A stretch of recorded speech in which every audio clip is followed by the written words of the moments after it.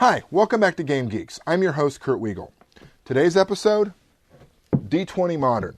Several years ago, right after Dungeons & Dragons 3rd Edition 3.0 came out, about a year or so later, D20 Modern hit. Now, this was supposed to really revolutionize how modern role-playing was done, and it does its job, kinda.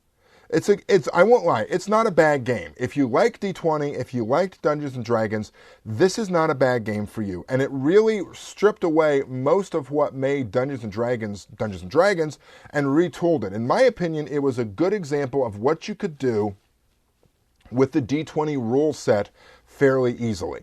Now, along these lines, one of the things they got rid of was the standard class system, because obviously if you're playing in the modern world, you don't need to worry about elves or wizards or anything like that. What this does is it breaks down the classes according to what your character's strength is. And that's based on the standard 6 attributes you see in a D20 game. Strength, dexterity, constitution, intelligence, wisdom, charisma. They're named a strong character, a fast character, a tough character, etc.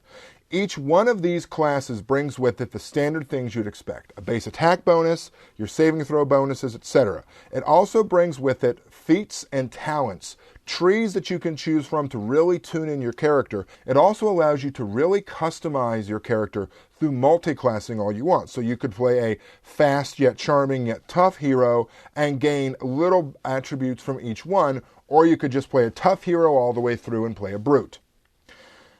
It works really well, again, like I said, if you like D20. One thing it does is it gives you 3 or 4 proposed worlds to work with. One of them is just our world with things you have to deal with. It could be an espionage game with just a little bit of quirkiness.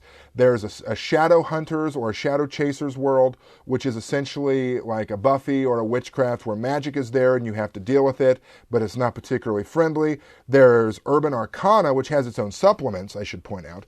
Urban Arcana, which is really Dungeons & Dragons now. So you have things like Gnoll Pimps. So you have things like Goblin toughs who roam the subways and beat you up for your money. You have things like Wizards for Hire, like Harry Dresden.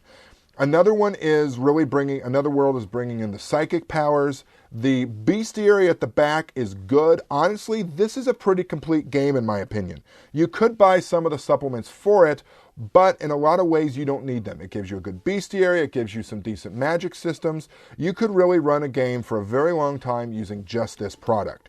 Along these lines, this has sort of become, I don't want to call it the red-haired stepchild of the Wizards of the Coast world, but not a whole lot of people. This isn't anywhere near as popular as I think a lot of people thought it would be, or maybe as a company wanted it to be. It seems like more recently, though, a lot of third-party companies are licensing this out and doing a lot more things with D20 Modern. So I think it's ascendant again, and there's a lot of things that you'll see for this in the future.